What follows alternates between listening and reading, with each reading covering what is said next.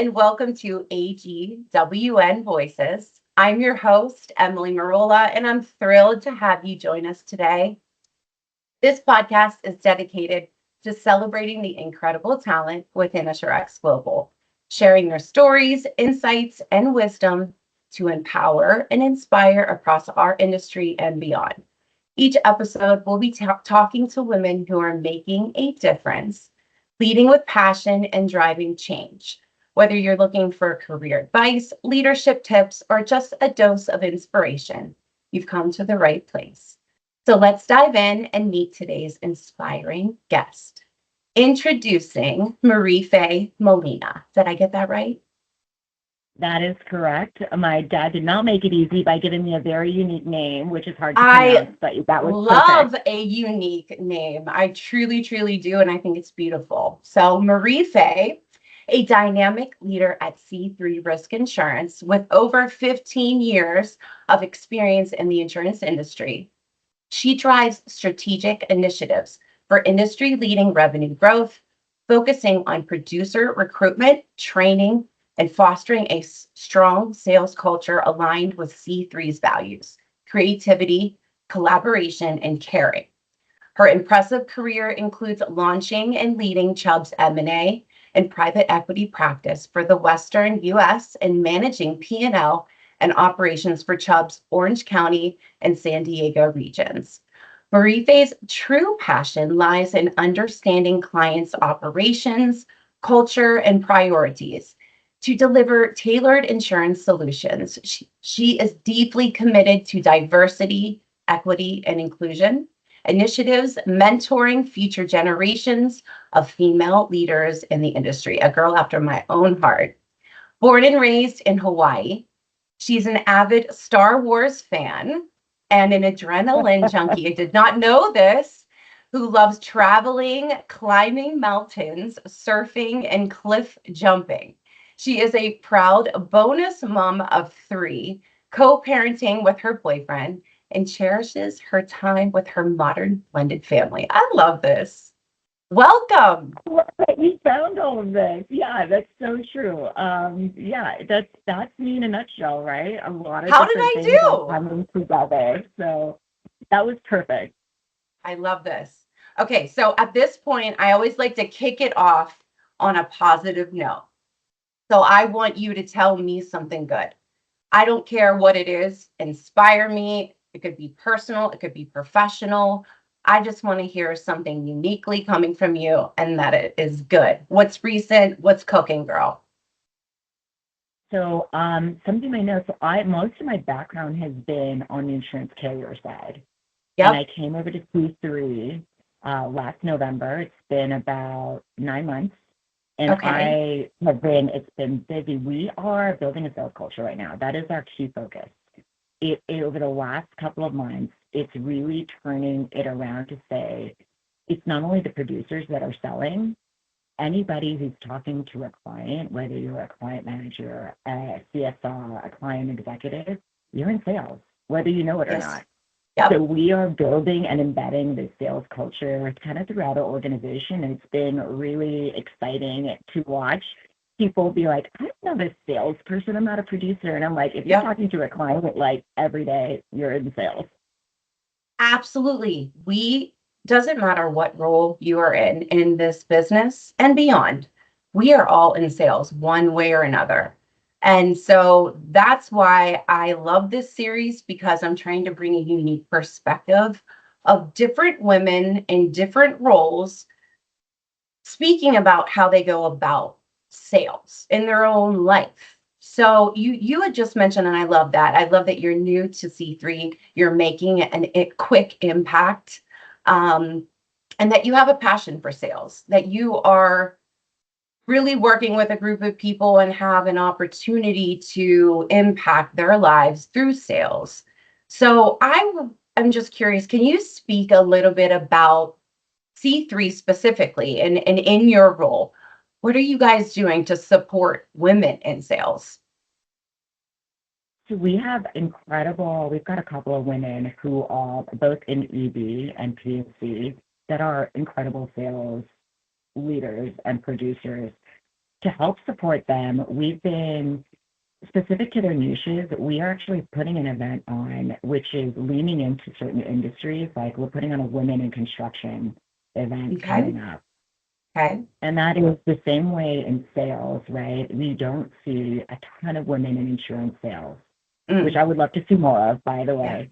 Yeah. But also in some male-dominated industries, like in trucking and transportation, in some of the verticals we focus on, in construction, we're trying to see a ton more female executives, owners, and they have some of that same thing. So we're kind of building out that network. And so we're sharing best practices the same way we have our kind of insurance producers are like, yeah, like we are incredible and we want to come together. And again, share stories of maybe what are some of our challenges, what are some of our opportunities, how do we share those stories? Mm, We're going okay. to support our female leaders bring that to the industries they focus in. So we're putting on a women executives in construction event coming up. Okay. So we're bringing together a couple of our clients, some of our prospects that are in a traditionally male-dominated industry, and they're sharing best practices, and they're coming together, and we're kind of helping to support them in that. So I think there's a lot of really awesome opportunities Hmm. for females to focus in on this niche and find other female executives and help kind of promote that network and that community in the industry they focus in. So I'm trying to just on the spot, if I was a saleswoman on the team at C3 and I was like brand new, but I want to sell, I just don't know what it is that I want to sell, what specific focus area I need to go in, as a woman, where will I excel? I guess maybe where my interests are. What would you do to give me advice? How would you guide me? I would tell if you were a new producer, I always say lean into where your strengths are. What makes you feel alive? Like, is there an industry Mm, when you're thinking about it and you're learning about what's going to that just naturally excites you? Because I think in sales, it's already a challenging, right? You have to be in the right mindset. It is, you're going to see a lot of failures, but when you're already in an industry that you love naturally, or you're in, maybe it's a network that you already have and you're tapping into that network and you're just talking to people you already enjoy spending time with, it's yeah, always going to feel easier. yeah, And I always encourage people like it's versus trying to swim against this current that's going against you. It just feels a little bit more natural. So lean into where you've got either a community okay, or a network or just an industry you're genuinely interested in learning and finding more about. And so we always say, I think that focusing on a micro niche or a niche is always going to be better than trying to be a jack of all trades and be everything to everybody. agree. Do you guys do majors or minors at your firm? We do. And I Okay, think that just goes to our, I think, philosophy that the more you can be really focused and expert in a space, the more you agree. can be a better problem solver, right? Because sometimes you're bringing, industry specific, what's new, what's latest to those clients before they're even thinking about that. So it just helps you become a better problem solver if you're really kind of going all in on a niche that you know about. I 100% agree. And one thing I have noticed is that C3 does a really excellent job in the creative outlets and using media and using content and capturing videos. And I just am curious, just from the sales perspective, how are you guys using that kind of tool as you are going forward in ways to connect with your clients on a sales front or not? I think this goes back to our philosophy of like always being curious. And one of the big questions we ask our clients is where do you want to be in 5 years? What's Okay. preventing you from getting there, right? Like if you could just have this budget to go, where do you want to be and what are you kind of limited in what's holding you back from getting there? And I think one thing we tend to find is finding good people is just a universal problem that a lot of our clients have. We see it in Yes. our industry as well, but Yep. we engage with them, right? This is our non-insurance solutions that we provide them. We Yep. help them with their Indeed, their Glassdoor, a lot of people have not even focused on their online presence, or they haven't really gotten into this, like, what is my brand, right? And how do I have we might have an incredible internal culture, but how do I externally showcase that to attract Okay. the best talent to my Yeah. company? So we work with our clients on their social media, helping them with LinkedIn. We help them shoot videos highlighting their company. What are you all about? Who is your leadership? What do you guys stand for? And a lot of our clients have great business models. They've been around for a while, but they're just struggling to transition into this new world of, external social media and marketing, but how it really relates to, like, just again, showcasing what your company's about and how do you bring on the type of people and that talent that you're looking for. So that's kind of the unique thing about C3 and how we feel like we can solve and provide some solutions that are outside of the traditional, like just your insurance products. Yeah. Yeah. Excellent. I love that. I love the creativity behind it. I think you guys are doing a great job, and I think others should be able to get inspired by some of the stuff that you're doing. So thank you. All right, we've got the series question, the signature question for this Oh series. gosh, okay. What advice do you have for a woman considering entering sales, and how have your unique experiences and perspectives influenced your approach to achieving success in your career?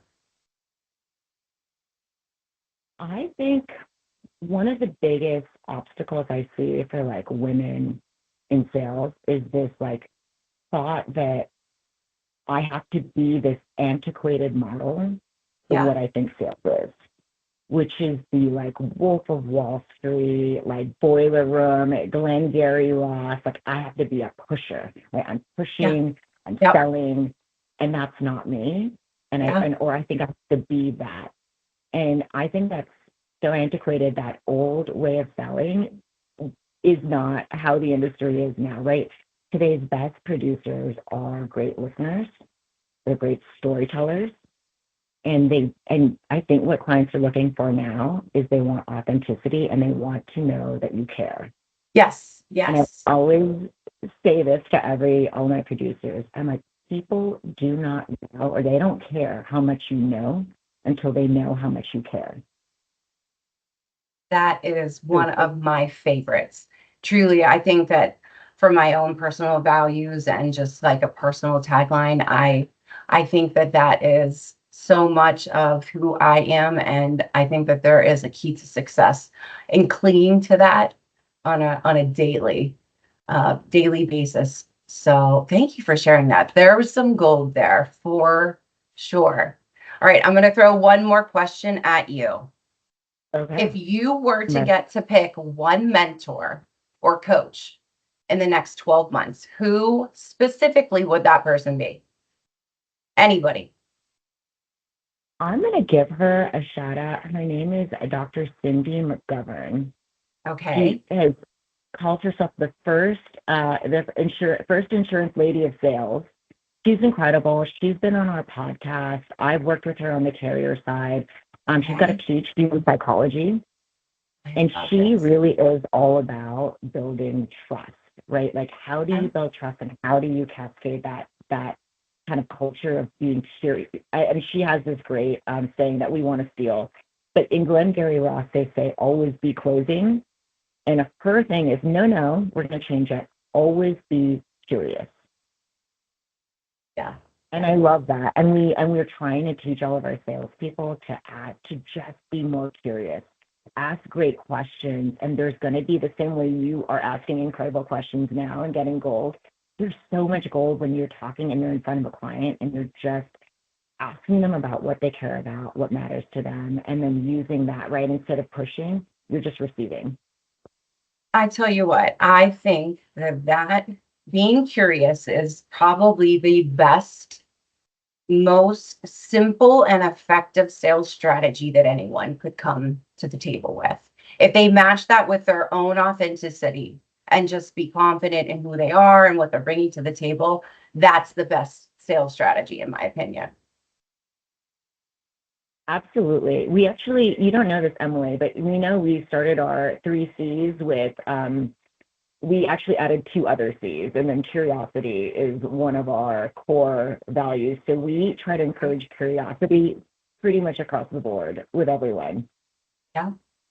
It really is a winner. It is. I'm seeing that in so many areas of my life, not only just professionally, but like in my own personal life and raising these boys and everything. It really is effective. So that's great stuff. Thank you so, so much.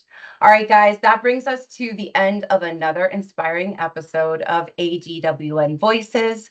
I hope you found our conversation as enlightening and motivating as I did. Remember, the stories we share and the connections we make here are all about empowering each other to reach new heights. Thanks so much for joining us today. If you enjoyed this episode, please leave a review. Your feedback helps us continue to bring you the voices and stories that matter the most. Stay tuned for our next episode, and until then, stay fabulous, my beautiful friends. Keep inspiring and make us proud. Thank you.